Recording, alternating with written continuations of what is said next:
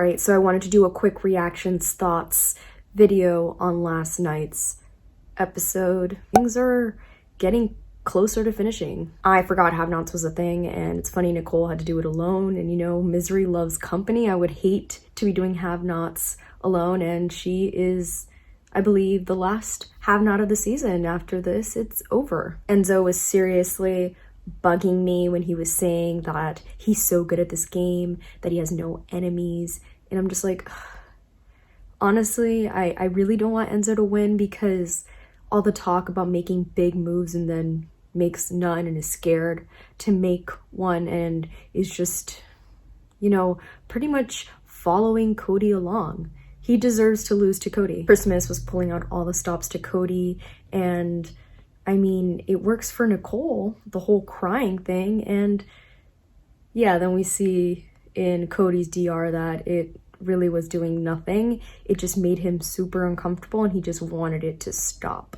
And I mean, yeah, I think people try it with the crying, but it just depends on that person you're crying to. Some people, maybe the emotional card will work. To others, it won't, because it just makes them uncomfortable and they don't get it. And especially if they feel no emotional attachment to you and to what you're crying about, it's just like, okay. I like the talk between Tyler and Memphis about losing their fathers. It made me really emotional. And I guess we see a different side of Memphis in this. He's very serious all the time, and it was nice to see more of this emotional element to it. And of course, I felt bad for Tyler. I remember from his season that his dad passed away, and that's what sparked his interest in Big Brother. This was something that they had in common, and he wanted to be on Big Brother for his dad. So it was sad watching it, knowing that Tyler has a very high probability of going home this week, and he's not going to be able to get that win. You know, how is Memphis so sure he's not going to be the replacement nominee? He very well could be if one of them won the veto. I don't know. Maybe Cody would have put Nicole up, since they have the numbers to vote out who they want. But I don't know. And going into next week, what if it is a Memphis HOH? Will he satisfy Cody by putting up Christmas, even though, you know, he wants to get Nicole out? I'm interested to see what Memphis would do if he wins HOH, because putting up Christmas would really screw him over.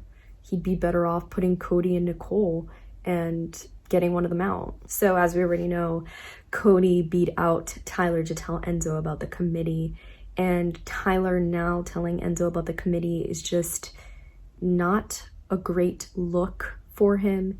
And obviously Enzo sees right through it. He knows he's saying this to save his butt, to turn Enzo against Cody, but Enzo already knows, and Cody won that fight over Enzo. He won over Enzo. There was a bit there where I thought maybe Tyler could reel in Enzo, and he might have been able to, but now it's too far gone. Especially with Danny out of the house, Enzo is 100% on the Cody train. The veto was snapshot, shuffle, ballpark themed, and I'm wondering if this was done instead of BB Comics. This competition confused me. I was trying to figure out the best approach for this. The pictures of the house guests in these pictures looked hilarious. Janelle fixing her hair, Janelle mad, and the comments about that. The way they manipulated their photo into these scenarios was hilarious. There's one with Keisha finishing her beer and her eyes are closed. It's funny because this just further shows that Janelle is living rent-free in these house guests' minds, especially Nicole. When Memphis buzzed in and it was like almost all completely wrong, Enzo really was not seeing this.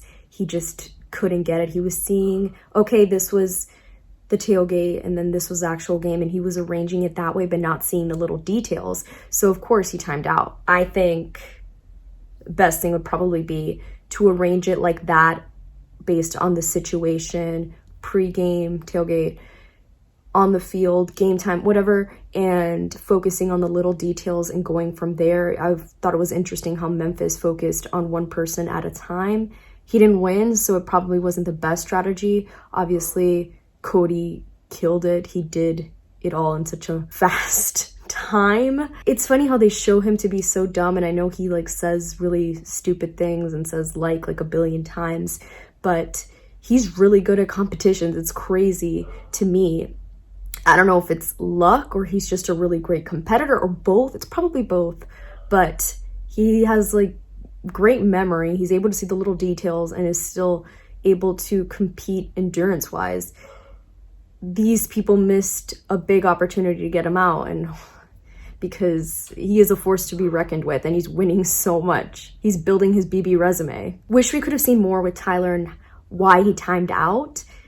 I'm really confused why he didn't do well in this. So unrelated, but that whole scarf headband that Enzo is wearing does nothing for him. I don't know why he wears this, because it emphasizes his hair loss, and then the cameras from the back and up high it's just like pointing straight at the bald spot.